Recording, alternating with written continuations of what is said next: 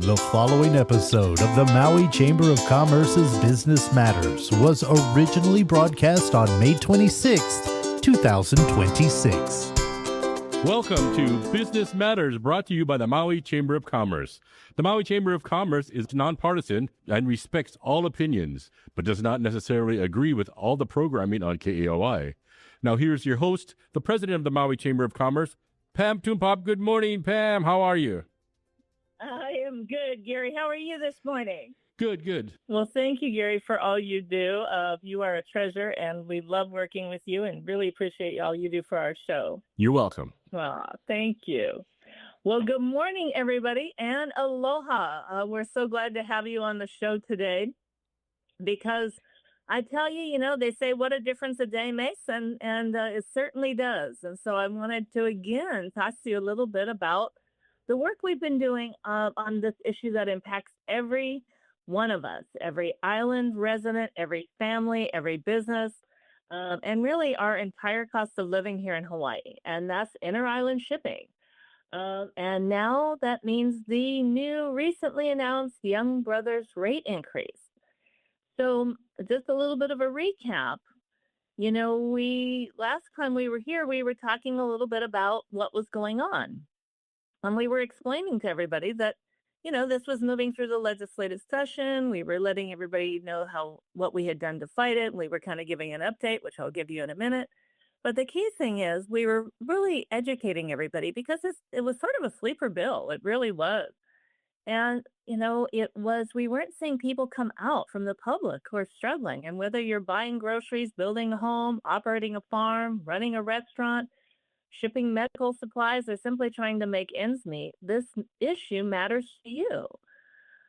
So today we want to help educate the public again on what just happened, why the Chamber opposed this legislation throughout the legislative session, what the Public Utilities Commission itself recommended, and what we believe now needs to happen given what's happened since our last report, because many people don't know what really happened. We've talked a lot about the rate increase that was already pushed through. And so we wanted to let you know, since just last week when we were gearing up for a different plan, what has happened and kind of walk you through the timing. In our last broadcast, I let you know that the measure passed out of the state legislature and that we were going to ask the governor to veto this bill. And at the end of session, the governor gets, a long list of bills that passed, and people have a chance to ring in on those bills. And he has a period of time, and I described that at the last week's Business Matters, what that time frame is and what our plan was, right? So, it passed very quickly. Senate Bill 2694 in the final days of the legislative session. It passed. They didn't schedule a conference committee till the very end, and it was a very quick turnaround for people to act on their in conference committee, but we sent in testimony, and yet the legislature passed it out.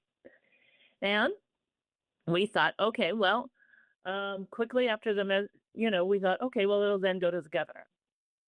And we were sharing that with you and explained our process for that. And quickly after the measure was transmitted to the governor, he signed the bill into law a couple of days later, like right away, even though there was time to review it, even though we were hoping for a different process, that usually he can immediately make something a priority bill, and often he deals with what he considers priority bills first. So we're going to talk to you about why that's a little concerning to us. But right after that, the governor signed that bill into law. And it comes at an interesting time, which I'll share with you about things he's saying in another arena. But he quickly put that measure into law. And just days after that, Young Brothers announced that they were immediately adding on and implementing an additional inflationary adjustment under the new framework of the law of an additional 3% increase this July. So immediately when the law passed, Young Brothers took action to kick in, utilize the law, and get a 3% inflationary index increase. Okay, so we just got a very large increase, right? That people were struggling with and saying, wait, this is a very difficult time. We're already struggling with the rate increase that was just impacted. And now on top of that increase, we're now getting slammed with another increase. So this is raising significant concern.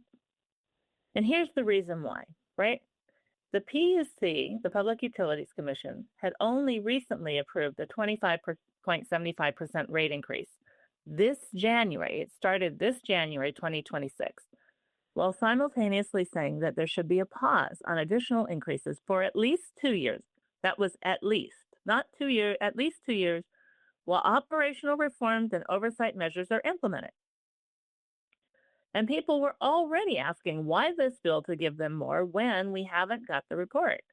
So, how did we go from, okay, the PUC, who protects the public, that's their job, that's why that office exists, that's why it is a state-funded activity. How did we go from we need oversight and a pause to a discussion on additional increases almost immediately afterwards? So this disconnect is one of the major reasons why businesses, ratepayers, and community organizations remain deeply concerned. So a little bit of history just to remind everybody about how we kind of got here and some of the misconceptions. So one of the biggest misconceptions is that shipping only affects businesses, right? They get a rate increase, it hits their business. Even though they supply all of us here in Hawaii, we think, well, that's, another cost of doing business. But when you have a cost of doing business, right, you have to pass it on. So shipping affects everyone. It doesn't just affect businesses. When shipping costs go up, the cost of food goes up, construction materials go up, retail goods go up, medical supplies go up, vehicle costs go up, agricultural costs go up, right? And sometimes when the cost goes up, maybe a percentage too, sometimes, businesses work hard to say, hey, is there any way we can absorb this? Can we look at operational efficiencies? Which, by the way, is what the PUC wants Young Brothers to do before continuing to increase these costs. But when you talk about the increase we just got, right? When you're talking about that big increase of 25.75% we just got this January, and now in July they're going to go up another 3%. Okay, you can't as a business absorb big costs like that, right? Now you've got a challenge. And in Hawaii, in an island state, which makes us very different from other states across the continent, where nearly everything around us is shipped, those increases ripple through every part of our economy. So this recent announcement follows the signing into law of legislation that allows for an automatic inflationary rate increase mechanism for Young Brothers, which was automatic for year 1 and year 2, and then it was a free-for-all in year 3. And they've just kicked in an increase of another 3% when we just got 25.75% increase in January. Come July, it's going to go up another 3%. So the Maui Chamber of Commerce absolutely recognizes the importance of maintaining a reliable inter-island shipping service. And there's been a lot of things that have been said about that. But we also strongly believe there must be accountability, transparency, operational improvements, which the PUC was looking into and expected to see, and protections for ratepayers before automatic rate increases occur. Okay, especially when we're facing one of the highest costs of living in the nation. And I can go on, housing insecurity, right? Food insecurity. We know these issues. I've been talking about these issues. Okay. And so we were deeply concerned that the legislature passed this out. Hope to have time with the governor to educate him further on the concerns of the business community. It was a sleeper bill, wanted him to better understand the concerns of the broader community, but now it's passed on the levels. So as we look at this and we're trying to figure out where's the disconnect, what are lawmakers not saying, right? And this is now critically important because the Public Utilities Commission meant to protect the public. That's the rule. The PUC actually acknowledged many of the same concerns recognized by businesses and ratepayers during the legislative session and now heightened as a result of what happened.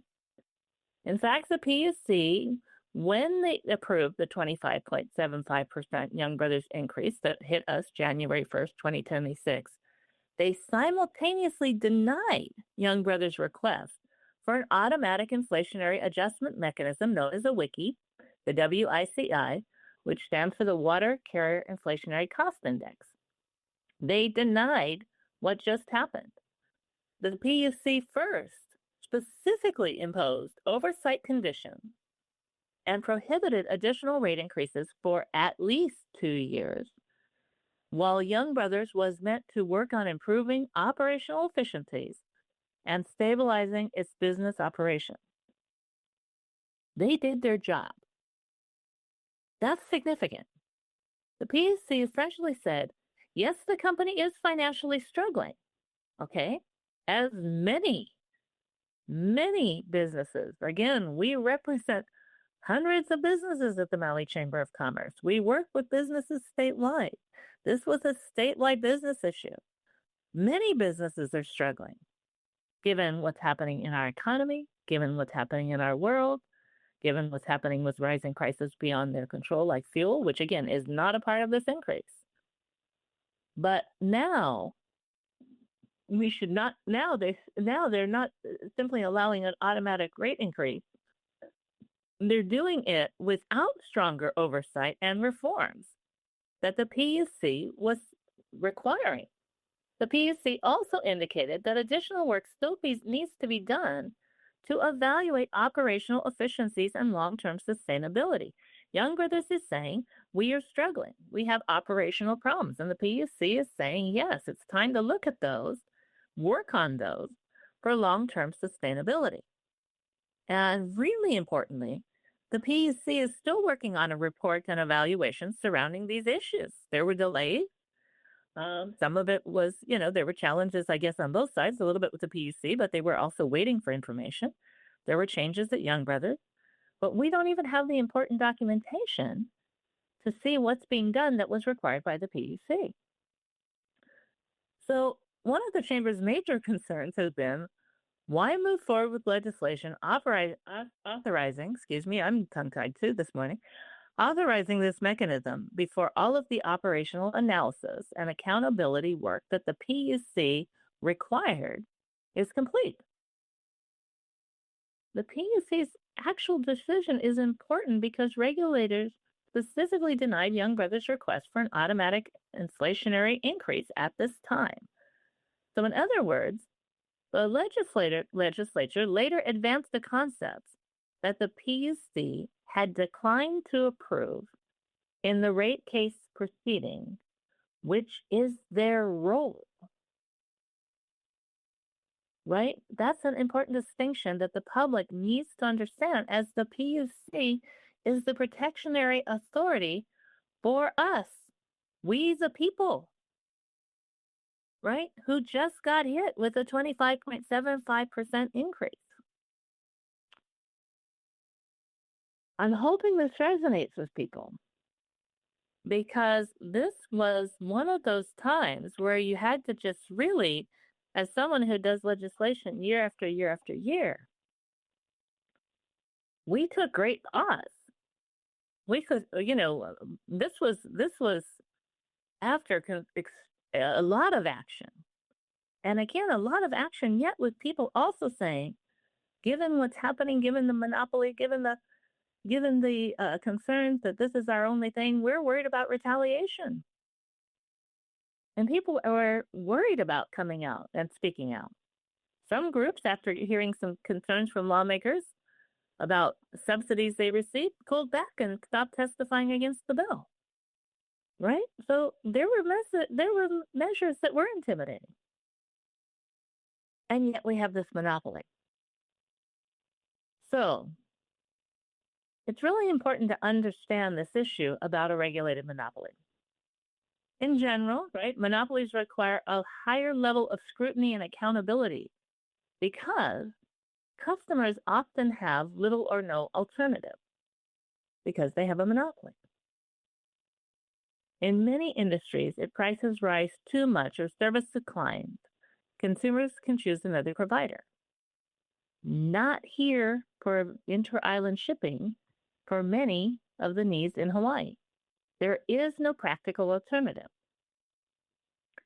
One reason this is an issue, and it is such a strong and emotional issue, is because Young Brothers effectively operates as Hawaii's only regulated inter-island cargo barge service. So this means that lawmakers and regulators have a greater responsibility to ensure efficiency, transparency, operational accountability, and protection for ratepayers. Before an automatic rate increase is granted, we believe there should first be clear performance standards, public reporting, operational benchmarks, efficiency goals, service reliability measures, and stronger visibility into financial and operational practices, especially when families and businesses are already struggling, which is what the PUC was trying to do. And when there is limited or no competition, transparency and accountability becomes even more important. Civil Beat described Young Brothers as essentially a monopoly barge service for the Hawaiian Islands.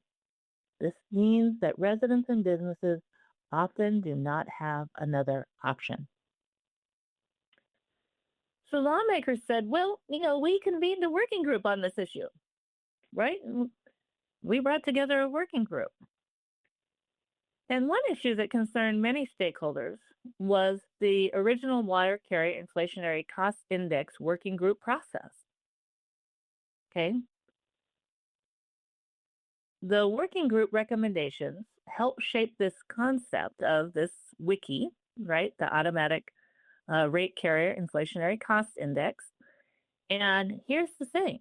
In their working group, they did not include any ratepayer representation from the broader shipping customer community, right? They convened a group that was very tied to the transportation issues, unions. They had a group of people that were very involved, right? But they didn't have the ratepayer. So when policies impact nearly every resident and business in Hawaii, the voices of the people paying those costs need to be at the table. We need balanced discussion.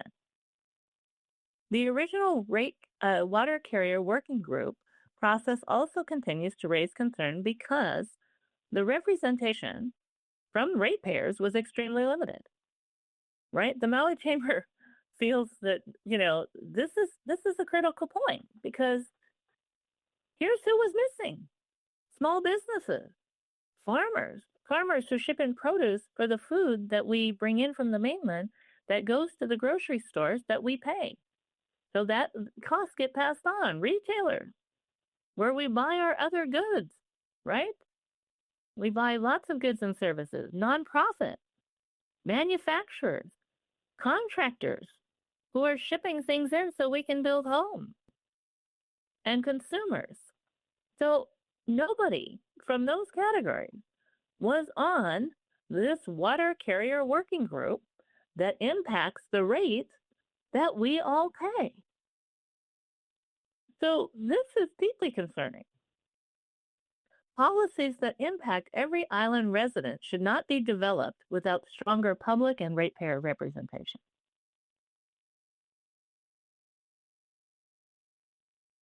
This is something we really have to look at as we're passing policies that impact everyone in Hawaii, right?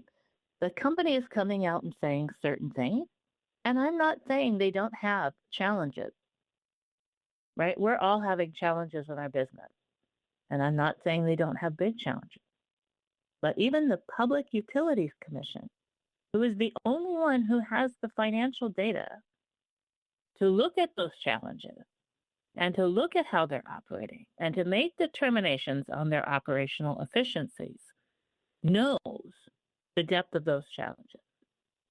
And the Public Utilities Commission, the PUC, after reviewing the last rate increase with the 25.75% rate increase this January, said, hold it, time to pause. We need to look at these issues. We're giving you a 25.75% rate increase. We need to look at operational efficiencies. We need to get stronger data, right? You gave us reports, but there's things we need to talk about. There's things we need more information on. We're not ready to issue the report because it's still in progress.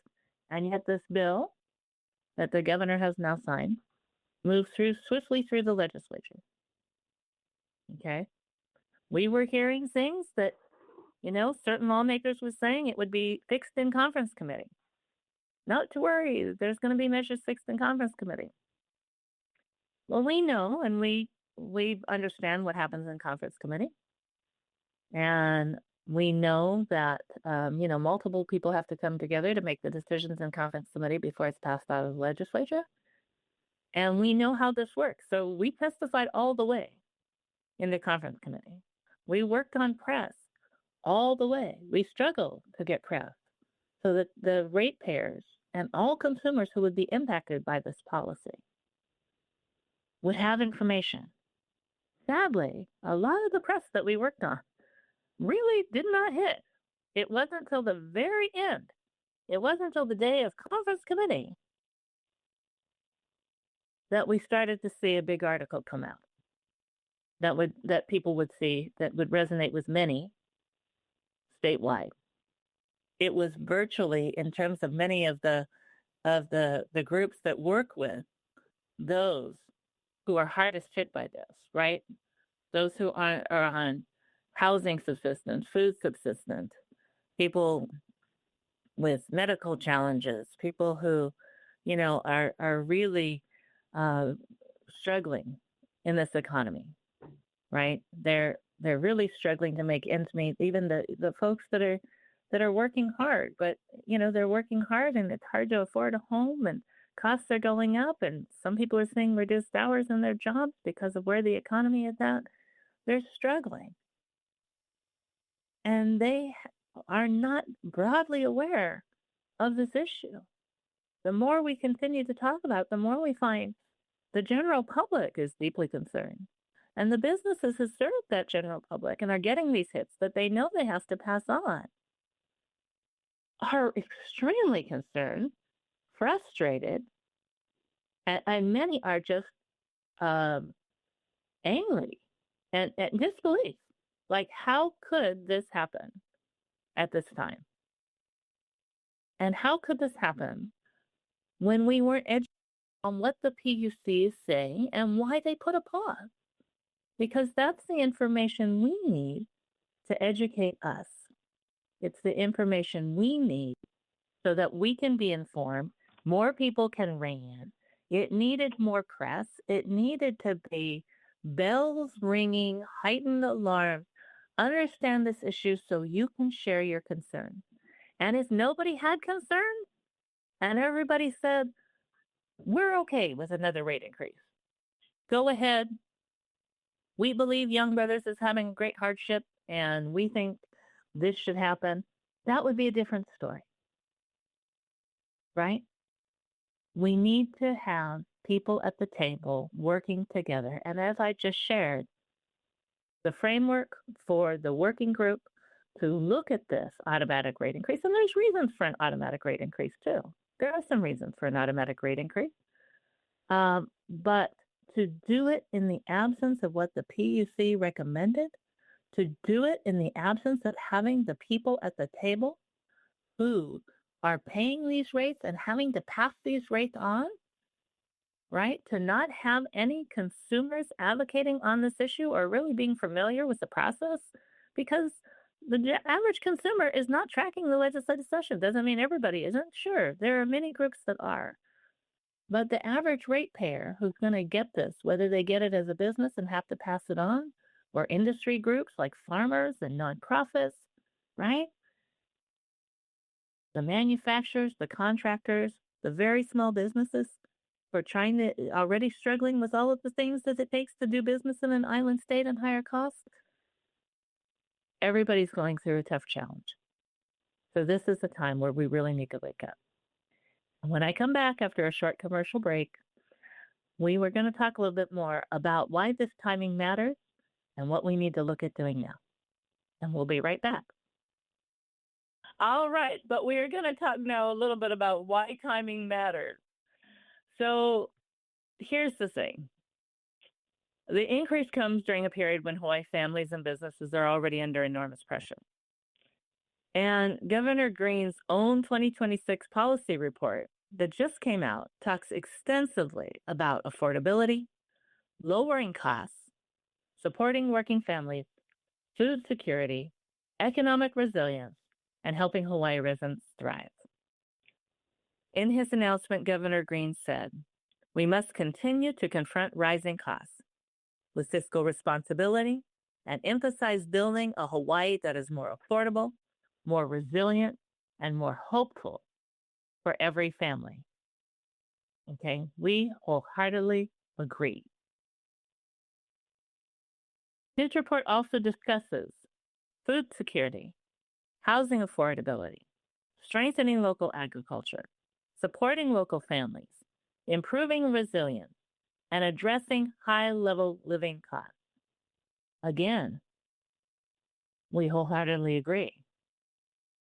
However, given the bill he just signed into law, many businesses in the community are asking, how do automatic shipping increases align with this broader statewide affordability goal? These are lofty goals within that broader goal. So how do we do that when one of the primary drivers of cost is shipping? When shipping costs rise dramatically, they directly impact food prices, construction costs, housing costs, retail prices, healthcare supply chain, and local business survival.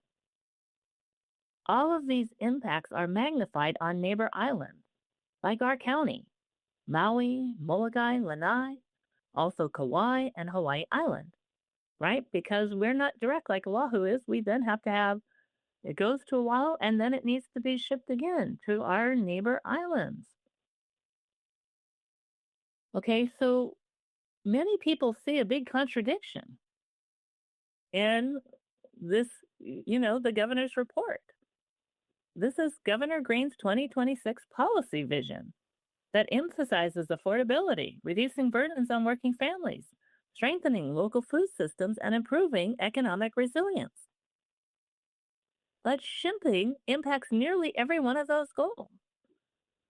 When shipping costs increase, food costs increase, housing costs increase, construction costs increase, retail costs increase, and the cost of doing business rises across Hawaii. So now, in addition to businesses who have been working with us and learning more and trying to fight this, and will continue, I believe, to do so because now they just got slapped with another 3% increase that'll happen in July, many residents are starting to ask, how do we achieve our affordability goals if one of the most critical parts of Hawaii's supply chain continues becoming more expensive? Again, we have to take a breath and really think about how interconnected these costs are with our everyday life, with all of the goals that so many of us are working so hard to address and make better in Hawaii. We say on any given day at the Maui Chamber of Commerce that our work involves housing and a stronger economy. Okay. And we also say that on any given day, depending on the moment, they're both a number one. So it's sort of 1A, 1B, and it flips back and forth. And when we talk about the economy, we're talking about costs that get passed through. We're talking about the costs that businesses have to bear that then get passed through, and our economic health. And when we have a strong economic health, and when we have housing security, and when we have people getting higher wages or jobs that increase wage bases because of the type of work that is being conducted, And when we have economic diversity, we have more people able to afford housing that we know we have to bring the cost of housing down. So increasing construction costs is a huge problem against something people are fighting for every single day. It's not affordable housing anymore because it's not affordable. So now we have to figure out how to make it attainable, right? The dialogue is constantly changing given the crisis that we're in. And we've been talking to businesses and residents over this legislative session, as I've shared, right? Over the past several months, the Chamber has heard from businesses across multiple sectors and even statewide. We're the Chamber of Commerce for the Maui Chamber of Commerce. But we had many other chambers of commerce, smaller chambers. Some bigger chambers didn't take a stand on this. But many smaller chambers who understand and are deeply connected with their small business members and their business community on their island, as well as the Retail Association, Restaurant Association, right? Other big groups came in, even in the early days before there was talk about worries of subsidies that could be lost. You had the Farm Bureau and Farmers Union saying this is not a good idea. And people are still now saying across multiple sectors, businesses are reporting problems with rising freight costs, uncertainty, not knowing, okay, well, we now know they could get another increase next year after the one they just got now that'll take place in July, after the one they just got in January of 25.75%. And then because of this process that the legislature passed, they can get another one next year. And in the third year, it could be free for all. So a bill that was touted as providing more certainty has now created more uncertainty, which we adamantly educated lawmakers about. It's causing operational strain. It was already causing this because, again, we just saw an increase in January, supply chain concerns, and now deep fear about future increases. And when you have uncertainty in business, that's a problem. Okay, and this, by the way, is on top of the national and global pressures we're seeing. On top of all of those things, for many companies, shipping is one of their largest operational expenses. It's huge. And for smaller businesses, especially where there's little ability to absorb these costs, right? They're already struggling to stay afloat. They don't have big margins. People think, oh, businesses have these great margins. The margins are not what people think they are. Restaurant, retail, they're agriculture, right? They're trying to keep prices low to sustain the families. Our farmers are working hard. Brutal work if you've never worked in agriculture, right? Very difficult industry. And many things like big rain, right? Fires can just take out huge amounts of crop just in one foul sweep. And you can lose a great deal. We're talking about industries who are fighting hard to keep costs low, understanding these economic times, right? And we are putting pressures on them that are unfathomable. I mean, just the economic situation is enough. But now within our own state, within the plans that say, right, we're going to address these critical issues. We're going to bring down costs. We just increase costs. That means prices increase for consumers, or businesses have to cut back. That sometimes means less products on the shelves, right? It means they have to stop hiring. They might have to lay off people to save on costs, right? Expansion stops. Businesses can close. And we've seen that. Folks, we should look at what happened after COVID.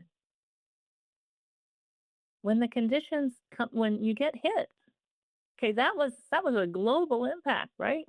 COVID hit. Nobody expected COVID.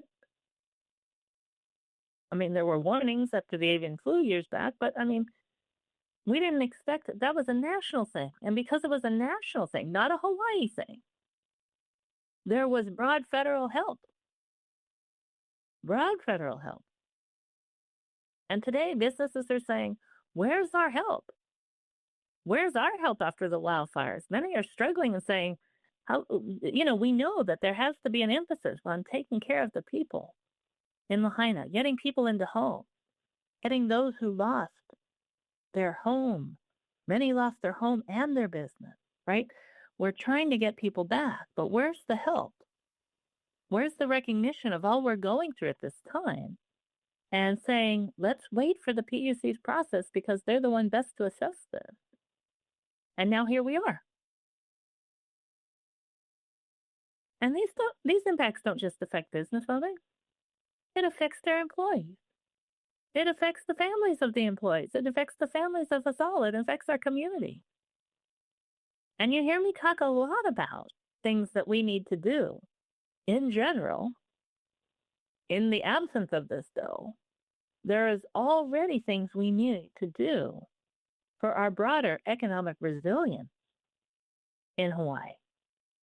But one of those things that we mentioned in all the things we need to do on our broader economic resilience, like a business-friendly climate, is also that our high cost of doing business, our high cost of living in Hawaii hampers industry from expanding, in many cases, to Hawaii.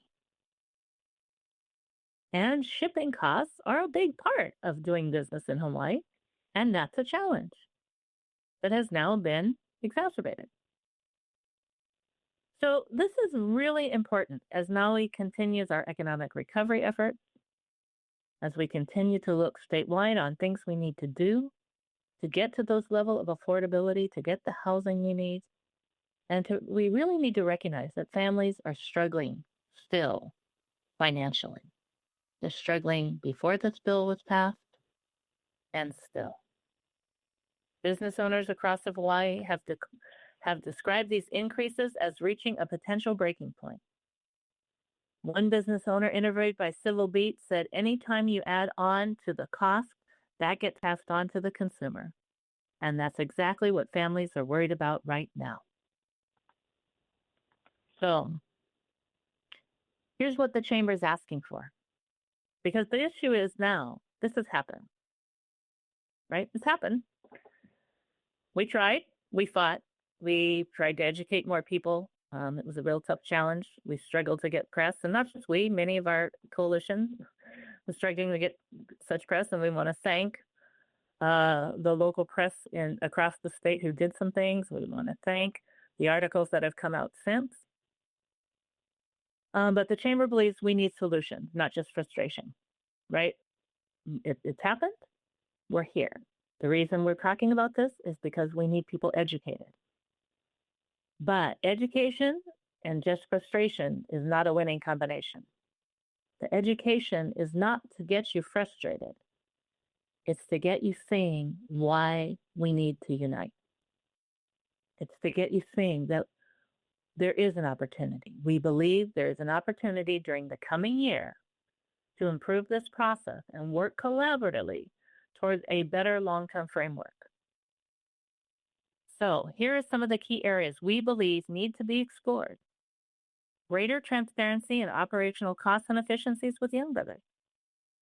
Working with the PUC, working with Young Brothers, hearing Young Brothers' story, and bringing them as a partner, right?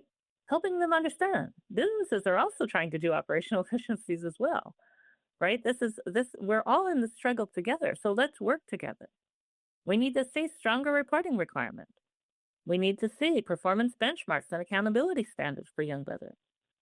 We need greater stakeholder inclusion, not a group that does an assessment that doesn't include stakeholders.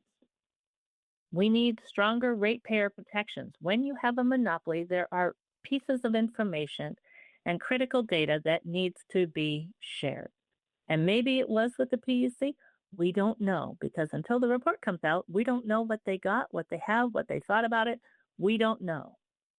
We need broader participation opportunities. Now, there is some, and it's through the PUC, and it's during the PUC's rate approval process. But now they get 2 years without going before the PUC with automatic rate increases. And then when it goes on that 3rd year, we have a chance to participate. But we're saying that's too far out. They're getting more increases in between. We need more public participation opportunities. We need to be a part of helping to evaluate operational reform. We need exploration of alternatives for competition where possible. And we need long-term affordability impacts on Hawaii's residents and businesses. We need to address our problem. We also believe lawmakers should revisit portions of the framework of this law next legislative session, because once an automatic increase becomes normalized without sufficient safeguards, and I just mentioned, we don't believe there are sufficient safeguards, the long-term impacts can become very significant. There are also broader concerns being raised publicly regarding management decisions and accountability. Okay, and again, we have a survey that we want to encourage you to take. Civil Beat recently reported that Hawaii consumer advocate Michael Angelo expressed concern that ratepayers may ultimately be asked to absorb costs resulting from prior management decisions that Young Brothers made. He stated ratepayers should not be the piggy bank to pay for those decisions. And those are strong words coming from the state's own consumer advocate, the consumer advocate who is the advocate for the public. The consumer advocate also reportedly questioned why discretionary dividend payments were made to the parent company while the company simultaneously faced growing financial distress. In other words, in their large corporate structure, they were making dividend payments while claiming financial distress. Our businesses don't get to do that. Our businesses are just struggling to keep up with the cost without making dividend payments. These are exactly the kinds of questions the public deserves answers to before automatic increases become normalized. So here's what we're asking. We need a call to action. We need your help. This is not just a business issue. It's not just a Maui business issue or a Maui County business issue. It's not an issue of 2 women in Hawaii who have a bug up their akoli. We do have a bug up our akoli because we just feel it's wrong. But others joined in. When they understood the issue, others joined in. And unfortunately, and we fought. And several of us fought all the way through to the end. And the reason we have this issue is because we get the broader impact to those most challenged statewide. So, we've shared before, we have an anonymous survey, and I promise you it is anonymous. We do many anonymous things at the Chamber. We only report the results in aggregate, not individually, because we know people are concerned that they could be targeted. It's on our website. You can't miss it. Go to mauichamber.com. You can't miss it. You can share for those who are the ratepayers. This is really an issue of those who, not all of, again, we want to educate the broader public. We want to educate the broader community. But the ratepayers who pay Young Brothers services, we need you to share your experiences and your concerns on the rates and services of Young Brothers. We need to hear from businesses. Now, for the nonprofits who serve the public, the most impacted, we need to hear from you. You can tell us about the impact to your constituents. You are a business, right? You are part of the ratepayer base. We need to hear from businesses, nonprofits, farmers, contractors, retailers, residents, anyone impacted, manufacturers. We're looking at key industries, but not those industries are limited, right? Tasks get passed on. Hotels have to pay these shipping costs, right? Which get passed on. And you might say, well, but those money that gets passed on to tourists. Well, it does, right? It gets passed on in the rate. So you may say, well, that doesn't impact. Well, when the tourists aren't coming and higher rates are there, we often see layoffs when the economy is weak. And our residents, when those businesses are not thriving or, and seeing increased costs, it gets passed on when they have to make cuts. And then it hits our community. So we also need to better understand the broader inner workings of economics, right? And our members at the Maui Chamber of Commerce, they're business members. We are a business organization, but they are here sustaining their employees, providing needed goods and services for their community, providing jobs for their employees that sustain the employees' families. And this bill impacts us all. We are asking people to share how shipping increases affect them, including the broader community. We are asking you to share about concerns over rates or services, about operational challenges you see, claims experience for those who, again, the businesses, supply chain issues, the broader affordability impact. Your story matters. Lawmakers need to hear directly from you, and we are going to spend this coming year addressing this bill, asking for stories, asking for the data. The data matters. That's what the PUC is saying. The data matters. Your real experience matters. Community voices, those who are going to be impacted, matters. And they had very little voice in the coming up of this wiki process and even being told about this broader issue. And if we want better policy solutions next session, we need broader engagement now. So please take the survey. Encourage others to participate. Whether you are in business or just concerned about this issue, share your experiences with us, right? You can reach out to us at legislation@mauichamber.com. Legislation@mauichamber.com. Share your experiences and stay engaged. Now, if you've had phenomenal experiences, feel free to share those too. And again, all of the stories that are shared with us, unless you say, here's my name, go ahead and use it, we will not share your name, your company, any identifying information that shows that you reached out to us, because we get it and we will protect you. But we have to get broader voices because this issue affects all of Hawaii, not Maui, not Maui County, all of Hawaii. At the end of the day, this conversation is not about attacking any one company. It's about a better Hawaii. It's about balance.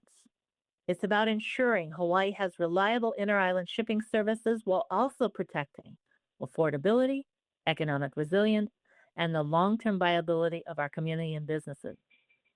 It's about ensuring accountability where monopolies exist, for sure. It's about making sure ratepayers have a voice. It's about working collaboratively towards solutions that support Hawaii's future, which means we need to work with young brothers. They are a critical partner, and we need to work with them together on solutions. As the governor's own policy reports and emphasizes, Hawaii must continue finding ways to make life more affordable for local families. Let's do that. And we believe shipping affordability has to be a part of that conversation.